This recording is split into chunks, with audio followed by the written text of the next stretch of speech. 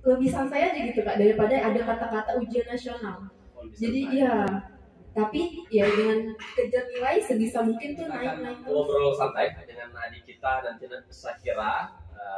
Baiklah, kita sambut adik kita Sakira, silakan masuk deh. Halo, tos dulu. Oke. Adik kita ini Sakira ini kelas 12 SMA di SMA Negeri 22 deh ya. Ya. Oke. Sahabat-sahabat sekalian, ini kita undang hari ini adik-adik kita yang berprestasi. Oke, Dek, mungkin perkenalan dulu. Biasa disapa siapa sih kalau di sekolah? Perkenalkan, nama saya Sakira Lasfinanda, biasanya disapa Sakira. Oke. Ya, dari SMA Negeri 22. Oke, Sakira.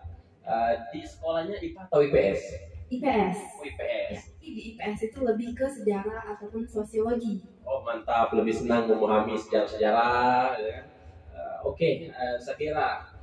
Di hari ini kan sudah kelas 3 SMA. Ya, benar. Selama di SMA ini prestasi apa aja sih yang sudah pernah didapat gitu, sudah pernah diraih itu prestasi apa saja? Kalau untuk SMA, sekarang saya jadi gadis SMA Negeri 22 Palembang. Oke. Ya. Terus juga pernah jadi Paskibraka Kota Palembang tahun 2021. Mantap. Dia tadi gadis SMA Negeri 22. Sudah itu pernah jadi Paskibraka Kota Palembang. Waduh, luar biasa. Oke. Hobinya apa deh? Untuk hobi itu membaca. Hobi Ya, membaca, membaca. mantap. Lebih hobinya membacanya itu yang sejarah-sejarah tadi atau lebih ke mata pelajaran deh? Biasanya kalau untuk membaca tuh yang hobinya tuh ke sejarah. Jadi Sejarah. memang punya ketertarikan sendiri mengenai ya, sejarah-sejarah gitu. Oke, baik.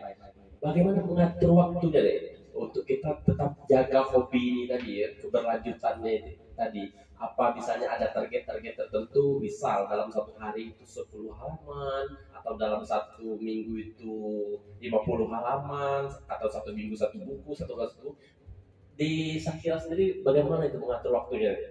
Kalau untuk mengatur waktu membaca, itu kan biasanya ada bukunya. Nah, sebuku itu setiap seminggu tuh udah harus selesai satu buku itu. Satu Iya. minggu satu buku, mantap, luar biasa. Terus selesai biasanya? Selesai dengan cara ya, misal hari Senin itu berapa lembar atau 10 halaman gitu. Ataupun 15, intinya dari 10 atau 15. Artinya di kamarnya punya perpustakaan mini ya. Ya. Mantap, luar biasa, sahabat-sahabat Rumpah Channel. Ini sekira biasanya waktunya untuk membaca itu kapan ya?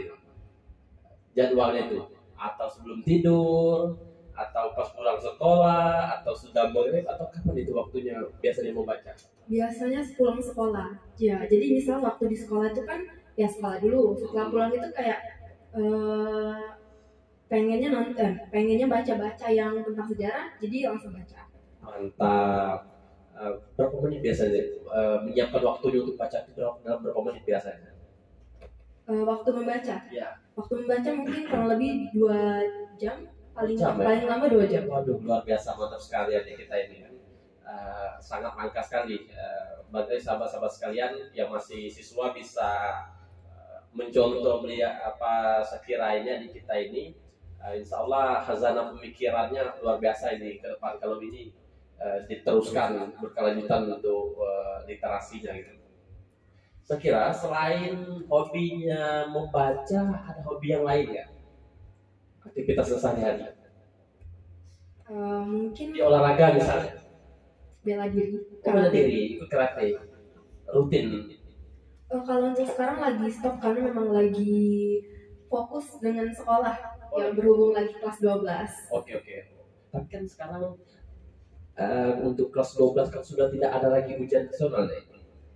Artinya kalau dulu kan kalau kami misalnya ada ujian nasional kan, jadi fokusnya kan bagaimana untuk lulus. Nah kalau sekarang itu mau fokus sudah kelas 12, nah itu apanya yang dikejar gitu? Kalau sekarang itu bedanya ujian nasional dulu saya sama apa ya UTBK ya. Nah itu apa ini bedanya? Kalau untuk bedanya ya, Biasanya di sini kalau untuk belajarnya lebih santai aja gitu Kak, daripada ada kata-kata ujian nasional. Jadi iya, tapi ya dengan kejar nilai sebisa mungkin tuh naik-naik terus. Jadi saya kira waktu kakak dulu masih kelas 1, kelas 2, kelas 3 SMA itu hampir setiap tahunnya kami itu demo.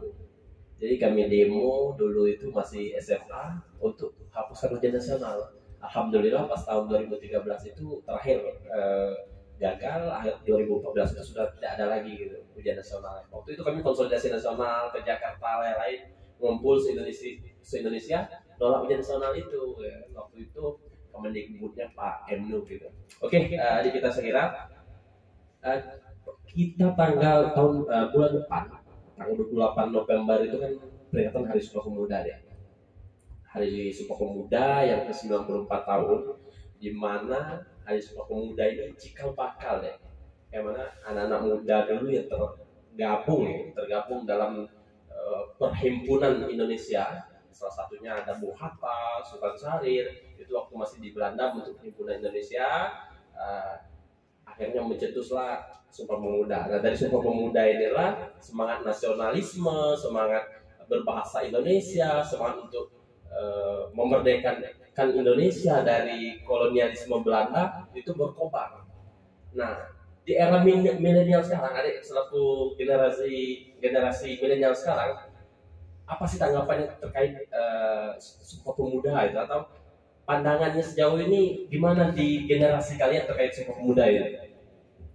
Mengenai Sumpah Pemuda, seperti yang kita tahu bahwa Sumpah Pemuda itu ada bertanah air satu, berbahasa satu itu bahasa Indonesia, bangsa Indonesia. Dari Sumpah Pemuda itu kita tahu bahwa kita tuh harus menunjukkan cinta kita terhadap Indonesia. Salah satunya sebenarnya itu banyak Pak ya. Salah satunya aja nih, misal dengan kita memperoleh nilai bagus di sekolah ataupun mencapai prestasi-prestasi di luar sekolah, baik akademik, non-akademik. Hal-hal itu benar-benar sangat kita butuhkan ketika udah dewasa ataupun udah untuk bekerja. Jadi dengan hal itu saja kita bisa menunjukkan rasa cinta kita terhadap Indonesia. Seperti di kelas kami itu bakal buat yang namanya seperti mading kelas tentang Sumpah Pemuda, tentang semangat kepemudaannya gitu. Ada ini pesannya, apa pesannya gitu? Pantang menyerah untuk meraih cita-cita, karena walaupun kita gagal terus, itu pasti akan ada satu momen di mana kita berhasil. Oke, mantap, luar biasa sekali ya Adik kita sekira terima kasih banyak ya atas waktunya sudah ada ini, sampai berjumpa lagi di lain waktu. Sahabat-sahabat sekalian, terima kasih, sampai jumpa kembali.